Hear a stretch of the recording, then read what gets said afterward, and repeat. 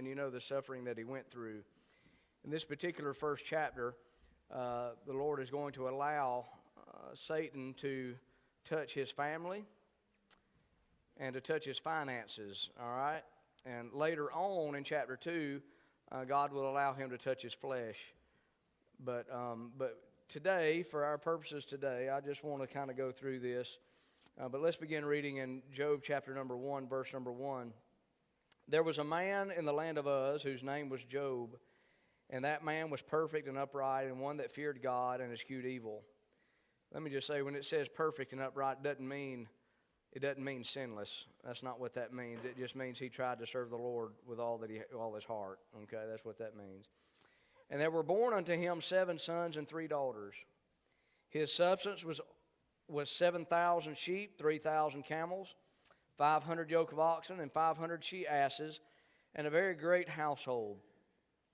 So that this man was the greatest of all the men of the east. And his sons went and feasted in their houses, every one his day, and sent and called for their 3 sisters to eat and drink with them. And it was so that the days of their feastings were gone about that Job sent and sanctified them. We're going to come back to that word. He sanctified them, all right? And rose up early in the morning and offered burnt offerings according to the number of them all. For Job said, "It may be that my sons have sinned and cursed God in their hearts." Thus did Job continually.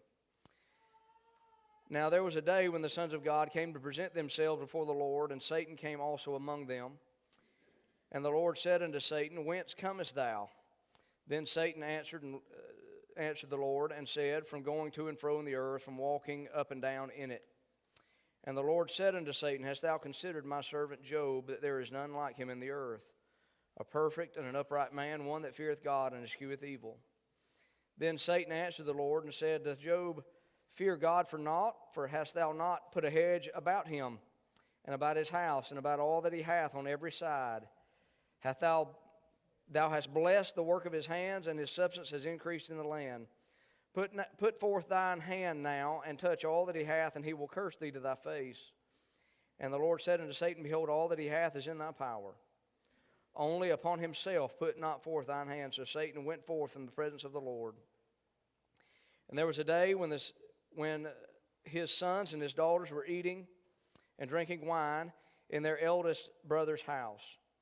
And there came a messenger unto Job and said, "The oxen were plowing, and the asses feeding beside them, and the Sabeans fell upon them and took them away. Yea, they have slain the servants with the edge of the sword, and I only am escaped alone to tell thee." While he was yet speaking, there came also another and said, "The fire of God is fallen from heaven, and hath burned up the sheep and the servants, and consumed them, and I only am escaped to tell thee." While he was yet speaking, there came also another and said, "The Chaldeans made out 3 bands, and fell upon the camels, and have carried them away, yea, and slain the servants with the edge of the sword, and I only am escaped alone to tell thee." While he was yet speaking, there came also another and said, "Thy sons and thy daughters were eating and drinking wine in their eldest brother's house, and behold, there came a great wind from the wilderness, and smote the 4 corners of the house, and it fell upon the young men, and they are dead, and I only am escaped alone to tell thee." Then Job arose, and rent his mantle, and shaved his head, and fell down upon the ground, and worshipped, and said, "Naked came I out of my mother's womb, and naked shall I turn thither. The Lord gave, and the Lord hath taken away. Blessed be the name of the Lord. In all this Job sinned not, nor charged God foolishly." What a story. I mean, that's almost depressing just reading it, isn't it? And, it's interesting that bad news is always the first you hear, isn't it? It seems like. I mean, the devil, in all that he was doing in Job's life, he allowed one to escape that to get back and give the word. I think sometimes the devil does that just to try to discourage us more and more. But nevertheless, let's go to verse number 19. All right, verse number 19. "And behold, there came a great wind from the wilderness, and smote the 4 corners of the house, and it fell upon the young men, and they are dead, and I only am escaped alone to tell thee." And so I've entitled this, "When the Wind Blows." And so if you live in this world any length of time, there's going to be winds that blow upon you, upon your family. There's no doubt about it. As a matter of fact, I believe it's in the book of Job. It says, man that is born of woman is a few days and full of trouble. Might be Proverbs. But nevertheless, the days that we live and the life that we have, you know, you have somebody who's going through a hard time in the world that we live, and they think everybody else is not having a hard time. You know, but the truth of the matter is that every single person to ever live is going to have some hard times. They're going to have some wind that blows upon them. And in this particular case, it blew upon the house and the four corners of the house. How does the wind blow upon four corners? Think about that for a moment. How does the wind blow upon four corners of a house? It has to blow from every direction. You ever been in a situation where you get wind from every single direction? Most of the time it comes from one way, doesn't it? And we can kind of feel it and we can kind of know which way it's coming. But this particular time, it's hit from every single direction. And you know, we're going to talk about that in just a moment. But you know, this instrument, this wind is really an instrument, okay? I want you to think about this. So these things that God allows into our lives are instruments. And really, it's an instrument. You know, there are things that the devil does not know. You realize that? You know, God knows everything. I don't know everything. God knows everything. The devil doesn't know everything. God knows everything. And he's the only one who does. But here's the thing. God allows things like this sometimes. And I think sometimes even reading this passage that he is trying to prove to Satan what was really in Job's heart. You know, Satan is looking at this from the outside and saying, oh, you've protected him, you've done all this for him. And now God is allowing this to actually prove to Satan who Job really is. And I think sometimes he allows things in life to prove to ourselves what's really inside. And so really, this is an instrument to prove what is in our heart. You know, it's easy to live the Christian life when everything's going great. Man, I tell you what, the sun comes up and, you know, you want to jump out of the bed and, man, it's a new day and God's put breath in your lungs and it's easy to live days like that. But, you know, when you're having to go through real trials of life and you have struggles and you have problems, I'm going to tell you, you know, sometimes we don't even want to get out of the bed. And so it is during those times that God brings to the surface what is truly in our heart. You know, and this is what we're going to talk about today, all right? So, but I want you to notice that even, you know, on the outside, you know, what was Satan seeing? Look in chapter 1, verse number 5. It says, and it was so when the days of their feasting were gone about that Job sent and sanctified them and rose up early in the morning and offered burnt offerings according to the number of them all. And Job said, it may be that my sons have sinned and cursed God in their hearts. Thus did Job continually. What was Job doing for his family? I mean, he's praying for them. I mean, not only is he praying for them, I mean, he's sacrificing to them. But the Bible says sanctified. Sanctified them. You know what that word means? There's a sanctification process in the growing in our Christian life, but it also means set apart. It means set apart. And I want you to get this thought in your mind, is that, because we're going to talk about this here in just a moment, I believe that as Job set them apart, in other words, or divided them, if you would, or brought them out singly, I believe that he was praying for them and sacrificing for them individually. But I think it goes beyond that. I think it could even go to the point where, hey, he brought this child in and he sacrificed this animal for this child, and he said, look, and he explained to them what the sacrifice was. And ultimately, what was he explaining to them? He was explaining to them that the innocent was dying for the guilty. He was explaining to them about the blood was having to be shed to cover their sins, ultimately pointing to who? He was pointing to Christ. And so he was setting aside, or sanctifying, set apart. So he was doing that for each individual child. All right, so I want you to remember that. So this is, who sees this? God sees this. The children see this. Job sees this. Satan sees this. Everybody sees this, right? I mean, this is a public thing almost, to the extent that anybody that was around could see it. But really, nobody can see on the interior. You know, I can actually have a facaded prayer, veiled prayer, if you would. I can have words that come out, and I can formulate words in my mind that are really not in my heart. Does that make sense? And so, he could have done this all as an outward display. But now what God is doing now is He's revealing, He's using these winds that blew to reveal the interior part of the heart of Job. Now, what are these winds? I'm going to answer these questions as we go down through here, okay? So what are these winds? And I would say these winds are a destructive influence, all right? A destructive influence. We see here in verse number 19, and behold, there came a great wind from the wilderness and smote the four corners of the house. I mean, there was some destruction involved here, was there not?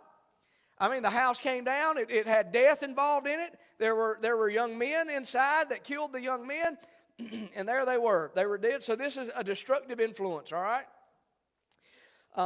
And let me just say, this wind is coming from every side. Now, I want us to think about this for a moment. Here is Job.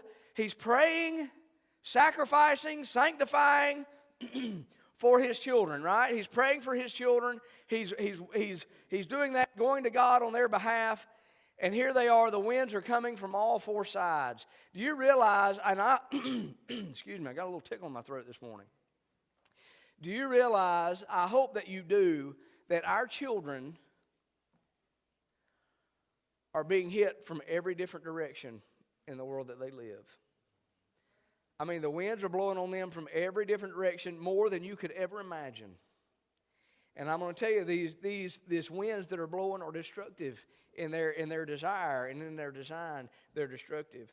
I'll give you just a few examples of this. You know, in the media and in social media and in society today, we've heard for a long time. You've heard this term, toxic masculinity. Have you ever heard that? I mean, who hadn't heard that? Somebody raise your hand. Who hadn't heard that? All right. We got one little fellow over here who hadn't heard that. Well, I'm glad you hadn't heard it yet. All right? Your mom and daddy's been protecting you. All right? So toxic masculinity. And really, what this endeavors to do is to bring what God has made in a man and bring him down to be more designed to bring him down to what God did not intend for him to be. Does that make sense? All right. God intended for a man to lead. He intended for men to be strong. He intended for men to follow the Lord and trust Him and be confident in their strength. They're strong, you know. That's what God intended. But now there's a whole society out there that says, "Oh, that's wrong." You know, men are not. You know, we're all the same. Men and women. You know, women can do just the same things that man can do. Now look, and I'm not here bashing women this morning. God has made women. Look, I'm going to tell you, I can't do the things I do without my wife. I'm telling you right now. But God has a place for women and He has a place for men, and I'm going to tell you, it is God ordained. Are you hearing me? But what they're hearing out there in the world is everything but that. All right, and so that's one thing. And there's a whole ideology about living by your own desires. Removing all the consequences from anything that you do is somebody else's fault because I did what I did. Look, there's that whole mentality out there, and I'm going to tell you, if you're not real careful, our children buy into that. Even as a young age, when they get in trouble about doing something, what do? They're pointing at everybody else. What did Adam do when God said, "What have you done?" "This woman you gave me." Didn't he? That's exactly what he did. And so, you know, people want to live by their own desires instead of by God's principles. And I'm going to tell you, they're getting hit from every different direction about this. They're getting hit from every different direction. Let me give you a couple others. There is and you're starting to see it wane a little bit. I think there's been enough pushback on it. But critical race theory, how many's heard of that? And it's basically, if you're white, that means that you're better than everybody else, and therefore you owe everybody else something. You know, that's basically what that means. And if you're a minority race, then you deserve what everybody else has got. Instead of you work for what you've got, and you know, and look, I understand about home life. I understand about that. But look, we're all responsible for our choices. You know, and look, we're all not dealt the same cards. But I'm going to tell you, the God of heaven is the same God to the minorities and to the majorities. And look, the same promises are still true for it doesn't matter what color we are. It doesn't matter how old we are. The promises are still true. You know, we still reap what we sow. You know, and so they're getting hit with all of this, you know, to the point where they go to school and they're scared to death about going to school because they owe somebody something.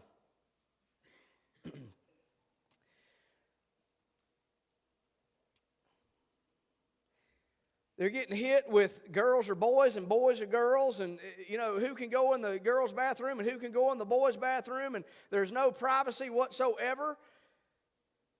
Look, they're getting hit with this stuff. And look, here's the thing. You know, for many years, the homeschoolers. Now, look, the homeschoolers, you know, it was always said, well, I just don't want to homeschool because I'm worried about how, you know, how they're going to fit into society, you know, and those kind of things, and those social interactions and developing in such a way. And I'm going to tell you, but here's the thing. I would rather have my children like that than I had around people that think they're cats and having to go in the bathroom and use a litter box. Look, you think that is happening. This is what our children are getting hit with. And all of these things are designed to change their mind about God and who God is and God's standards, and God, that's what it's all about. And I'm going to tell you, they're getting hit from every different direction. The wind is blowing on all four corners of that house. And so, again, these wind are those influences like that, those destructive influences. And these can become in the form of trials, temptations, tribulations, troubles. But what was Job's heart? We've read it already. Now look down in chapter 2, verse number 3. And the Lord said unto Satan, whence comest thou? And Satan answered the Lord, and from going to and fro on the earth, and from walking up and down in it. Hold on, I might have wrote down the wrong verse. Look, go to chapter 2, verse number 9. Then said his wife, dost thou still retain thine integrity? In other words, all these things were happening to Job, but what was he still doing? He was still holding on to what God had for him. He was still doing that. There's another verse, verse number 3. I think I gave you the wrong verse there, 2 verse 3. And the Lord said unto Satan, hast thou considered my servant Job, that there is none like him in the earth, a perfect and upright man, one that feareth God and escheweth evil, and still he holdeth fast his integrity. So now we're seeing something. We're seeing something about Job. This wind begins to blow. It's blowing on his family. It actually kills them. But we're seeing that. But what is he still holding on to? He's still holding on to his integrity. He's still holding on to his righteousness. He's still holding on to what God intended for life to be, regardless of the circumstances out there. I'm going to tell you, that's sometimes tough to do. What happens when we get down, when we're going through trials and tribulations and troubles? What happens? Man, I'm going to tell you, a lot of times, let me tell you what people do sometimes. Man, they start going through a hard time. You know what the first thing to do? They start getting away from God. They start getting away from the church. They start getting away from people that love them, and they want to isolate themselves. That's what they want to do. Look what Job did. When all this happened, go back to chapter 1, verse number 20. And Job arose and rent his mantle and shaved his head and fell down upon the ground and... This is what's revealing the interior part of man. Do you see that? The interior part of Job. Now look, all those outward things that were going on. Yes, he was sacrificing. He was sanctifying. He was praying for his children. But then all this bad stuff, what we consider bad stuff, all these troubles and trials and tribulations were happening to him. And what is Job doing? He's worshiping the Lord. You know what? That's exactly when we ought to worship. When we're at our lowest points, that's when we need to turn to the Lord. Turn to the Lord, worshiping Him. And then it says, and still he retained his integrity. And still he followed righteousness. He followed God's word and God's ways. All right? In the middle of all of that. So that's what the wind is. So now, where does the wind come from? Let's go back to verse number 19. And behold, there came a great wind. Where is it coming from? From where? The wilderness. Now, I want you to notice something. It's not coming from the church. It's not coming from the home. It's not coming from the family. It's not coming from that. It's coming from somewhere out there. All right, you with me? Out there. It's coming from a distant place. All right, and that distant place, whatever that is, I want to give you just a few distant places that I can surmise in my heart and my mind here. And one of those distant places is the internet. All right, I want you to think about that. Most every kid, we get to a certain age, and we want our child to have a phone for emergency purposes. All right, in case they need something, in case they're in a situation they need some help. But you know what? Even at the tip of their fingers, right there. And by the way, there's all sorts of filters and all those kind of things that you can put on those phones, and I understand that. But you know what? If a child really wants to get around all those, he can get around all that. Whether you think it or not, whether you think little Junior's not looking at certain things, I'm going to tell you, you still need to check their phones.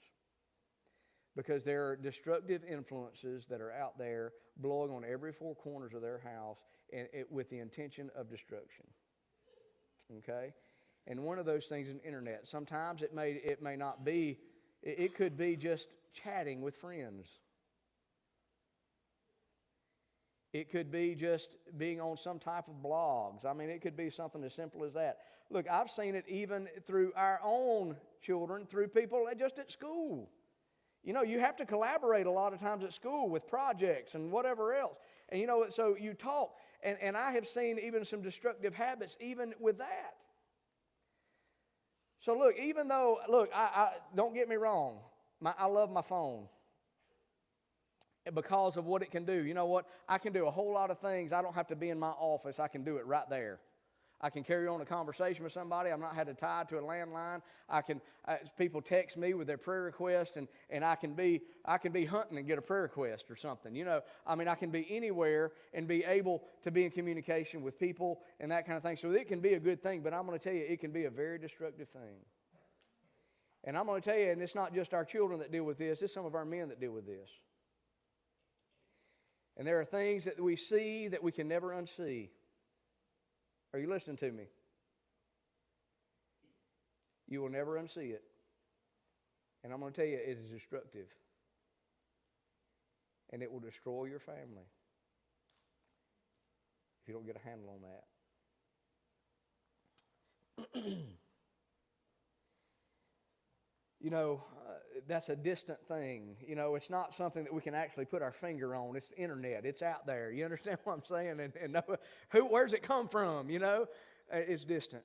I'll give you another one. And for us, it's fairly distant. And I'll give you Hollywood, all right? And so there's a whole lot of agenda that's being pushed through Hollywood, all these alternative types of living. This has to do with transgenderism. It has to do with homosexuality. It has to do with everything. Used to be, you could watch television and never see any of that. Nowadays, it doesn't matter what show you watch. And I'm just telling you, me personally, this is just, I don't watch television. That's just me personally. I don't. I cut my DirecTV off probably about 8-9 years ago, and I haven't missed it. All right, and so within those television shows, and I'm not preaching against television. That's not. There are some good things you can watch. You understand? But here's the thing: just about every show out there now, you're going to find some type of relationship in there that is not godly. And these destructive influences are blowing on every side. And see, it begins to influence the mind. It begins to influence the heart. You know, our eyes affect our heart. I think I talked about this recently. Our eyes affect our heart. You know what? We watch that stuff and we get around that stuff so much. You know what? And we hear people at school and the society and what Hollywood has to say, what the internet has to say, instead of what God has to say. And I'm going to tell you, it begins to infiltrate and it begins to influence our young people. And I'm going to tell you, for a destructive purpose. Are you hearing me? And by the way, this wind does not stop. I want to remind you of this. This wind does not stop. It continually blows, and it blows all the time. And these can come from allurements, from temptations. It can come from all of that as these winds blow. It comes from a distant place, but it also comes from a desolate place. And I'm setting up for what this third point here. really, when you're thinking about a desolate place, you're thinking about a wilderness, what do you think about? You know, when we lived in Peru, we actually lived in the city of Arequipa. And there were very few trees there. We had one tree in our backyard. Our backyard was probably about the size of this choir loft. All right? And it had one tree. And it was kind of unusual. We had to water it. We had to do everything. Because in the time that we were there, I only ever remember in the 2 years that we were there, I remember seeing raindrops on the concrete. That's the extent of rain that we had in 2 years. I think I remember it once, maybe twice, just seeing some dots on the sidewalk. That's how much rain dropped. So you get outside the city there, and we would take people out hiking and things like that, but it was completely desolate. I mean, you look across the landscape, and it's barren, dry desert, wilderness, if you would. And the only places that had any greenery or any trees or anything was where the water was, all right? And if there was a river or a stream or something like that. But everywhere else, so there was no trees, there was nothing like that. And so the winds would blow, and there's nothing to stop that wind. Does that make sense?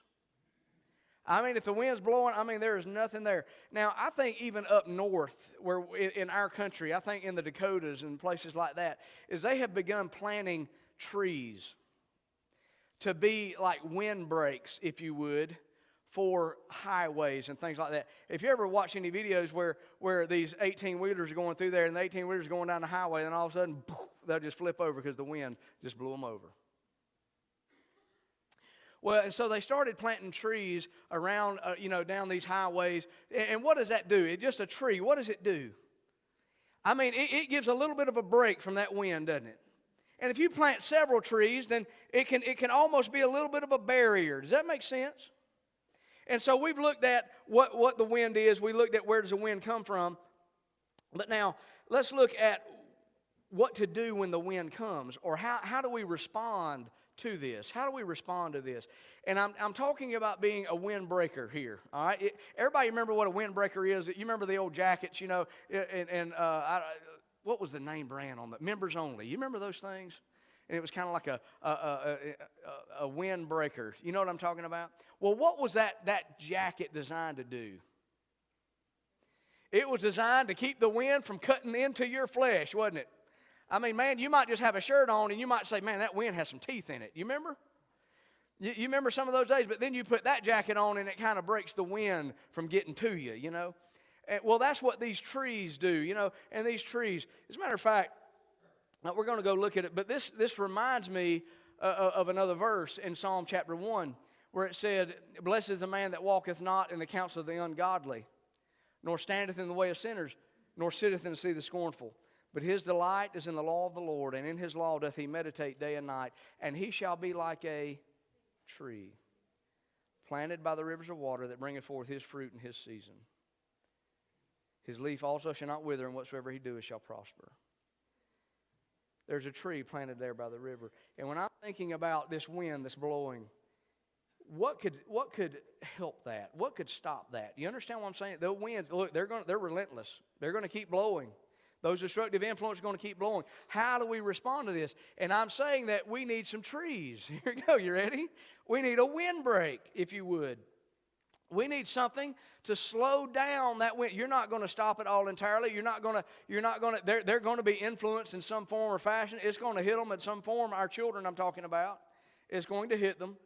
But we need people who are going to do everything they can do to try to block that. Let me ask you something. And I'm going to give you an example here. Do you remember the story of the prodigal son? Do you remember him? Now look, he had some influences in his life, and man, he went out with his friends, didn't he? Took all his money, went out with his friends. Man, they partied it up. They were having a good time. Oh, it was wonderful. And then the money ran out. And where did his friends go? They were gone. Nobody would help him anymore. He got a job feeding the hogs. Remember? And the only thing that he could have for food was the hog food. You remember the story? But you know what he remembered? He's sitting there in the hog pen thinking about his position and where he's at. And you know what he remembered? You know what? I remember my daddy. I remember how good it was. I remember how he cared for me and he protected me and he loved me. And you know what? I'm going to go back to Daddy's house. I'm going to go back to my father's house. And what I'm saying to you is we need some people, mamas and daddies, who are going to be the trees, the windbreakers, to try to ward off some of the wind that our children are going to be hit with. Is this making sense? Mamas and daddies that know how to pray. Now look, it is one thing just to sit down and say, God, you help them today. I'm not talking about that type of prayer. I'm talking about a prayer where you get a hold of God and you pray for your child with fervency. And God hears you and you commune with Him. And you go to God on their behalf. Do you remember the story of Peter in prison? You remember that story? And there was a prayer meeting while he was in prison. Remember that? Yeah. Do you remember the story? And man, here they are over here, and they're praying. And Rhoda, a young maid, young maiden. You remember the story now, right? Here she is. Can you imagine? She's sitting there in that home, in that prayer meeting. I wonder how many times she heard Peter's name. How many times do you think she heard that? I don't know how many people were in that room. Let's just say there were a dozen. Let's say they were praying, and this one over here, he's praying. Look, be with Peter. James has just been beheaded. Now Peter's in prison, and they're thinking about doing the same thing to him. God, look, if you can get him out of there, get him out of there. Lord, protect him. Lord, help him. Lord, Peter's over there. Lord, and they're fervently praying. And then next thing you know, there's a knock at the door. And Rhoda answers that door. She's just been hearing everybody in there praying for Peter. And now all of a sudden, here she's opening the door, and there's Peter standing right there. What do you think that did for her?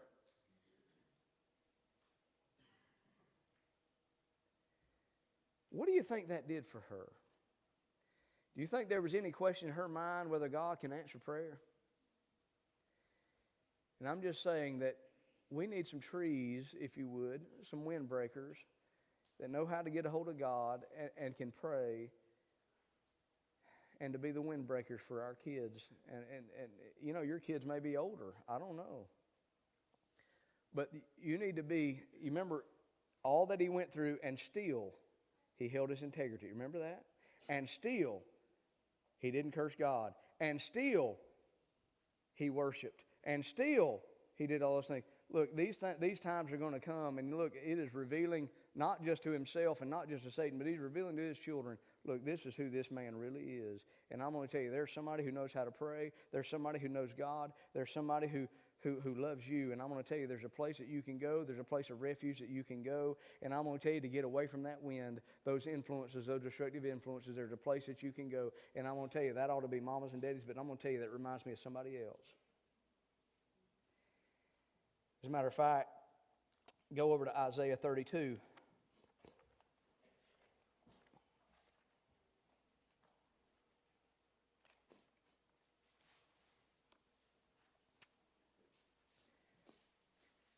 This is a passage referring to the Lord Jesus Christ. Let's just listen to what it says. Behold, a king shall reign in righteousness. Who is that? Help me. That's Jesus. Behold, a king shall reign in righteousness, and a prince and princes shall rule in judgment. And a man shall be as an hiding place from the wind, and a covert from the tempest, as rivers of water in a dry place, as the shadow of a great rock in a weary land. I'm going to tell you, when all the wind seems to blow, you know where you can turn? There's a place that you can turn, and His name is Jesus. And He wants to hear. He wants to be that tree, if you would. Now, some of you may say, well, you know what? I've messed up in my life, and I'm going to tell you, I'm looking back at my kids. Let me tell you something. You may have messed up. There's another verse I want to give you, all right? And this is so very interesting. Let's go to, let me find it here.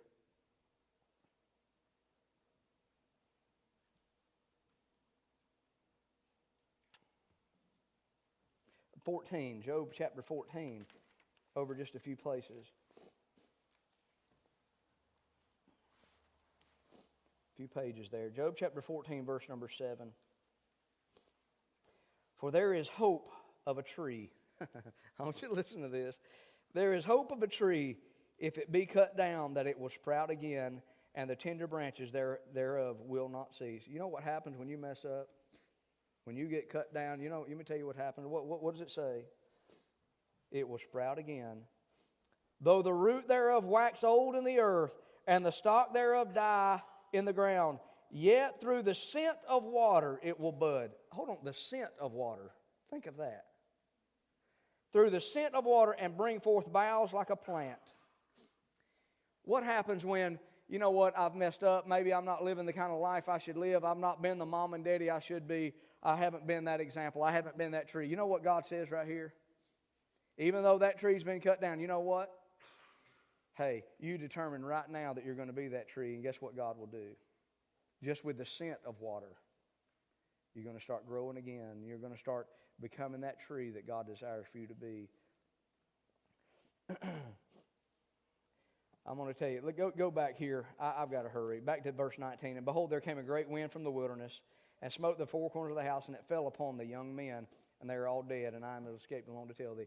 And you may say, well, Rodney, what in the world are you talking about? Man, you got all of his kids are dead. What in the world is a tree going to do at this point? You know, if you go over, and it says that God gave him double. You remember that? But then it goes and says but he doubles all of his camels, all of his donkeys, all of that. His sheep. He doubles all that. But then at the end it says that he gave him 7 sons and 3 daughters. That's exactly what he had in the beginning. That didn't double. But guess what? His children were not lost. Do you remember what I told you about he sanctified them? You remember that? He set them apart. And he let them know what that sacrifice was. He sacrificed for them. He prayed for them. And you know what that means? Now, he might not have them tangibly in him, but he didn't lose them. Does that make sense? So he did actually double. Does that make sense? He did actually double. And I'm saying to us today, look, there are winds that are going to be blowing from the wilderness. They are blowing at this very moment. And I'm going to tell you, these are destructive influences that want to hinder our families and hurt our church, hurt our families, all those kind of things. And I'm going to tell you what we need to do. We need to have trees, and we need to determine in our heart and our mind and be like Job, that even when the storms come, hey, I'm going to retain my integrity. I'm going to still serve the Lord. When all this happens, I'm going to worship Him when all that comes. Now, how many of you can remember, as you look back across life, there was a tree that did exactly what I talked about this morning? There was a tree in my life. There was a person in my life that was that tree for me. He was a person I could go to, a person that I could go to kind of shield me from all those influences, give me truth. Maybe just to get away from all of the wind for a moment, and I'm just to be a windbreaker. Who was that windbreaker for you? Some of you have people coming up behind you, and you need to be that windbreaker for them. There's some of us maybe just need to say, hey, God, I want to just stop for a moment, and I want to thank you for that person in my life that was a windbreaker for me, because I don't know where I'd be without that person. They helped me through rough times when I had all these winds blowing on me and being pulled in every single direction. And God, they were that person for me, and I just want to come and thank you for that person, who they were. There are some young people in here that probably ought to thank God for their parents, even though, man, you may butt heads, and you may, because you're not getting your way all the time and all those kind of things. You may need to come and say, God, you know what? I want you to forgive me for having that attitude, but I want you to thank God for my parents, because they are the windbreaker for me in my life, and they try to protect me from all those destructive influences out there. They're not going to stop them all. You're going to get some, but I'm going to tell you, there's a place that you can get that's away from that wind, And that ought to be your mom and dad. It could be your grandma and grandpa. I don't know who that is for you, but you ought to thank them. You ought to thank God for them. And then at the same time, I hope that the Lord deals with us about being that tree, being that windbreaker, not just for our own children, but the children around us and the people around us. Look, I want you to think about if every single person in this church were to be totally rooted, totally grounded, totally serving the God with all their heart and all their might. Can you imagine what type of windbreak that would be for these people around in our community? Can you imagine that? Maybe God has spoken to you today about being that windbreaker. Maybe God has spoken to you about being thankful for the windbreaker that you have. I just know that Job was that man, was that windbreaker for his children. He pointed them to Jesus. He pointed them to salvation. And I'm going to tell you, we need to be thankful for the people like that in our life. Amen? Let's stand together. We'll sing a hymn of invitation. If the Lord has spoken to you about something today, you come and share it with Him. It may be that you have something else on your heart, on your mind, some other burden that you have, and you need to come share it. I want you to know the altar is open and it's available.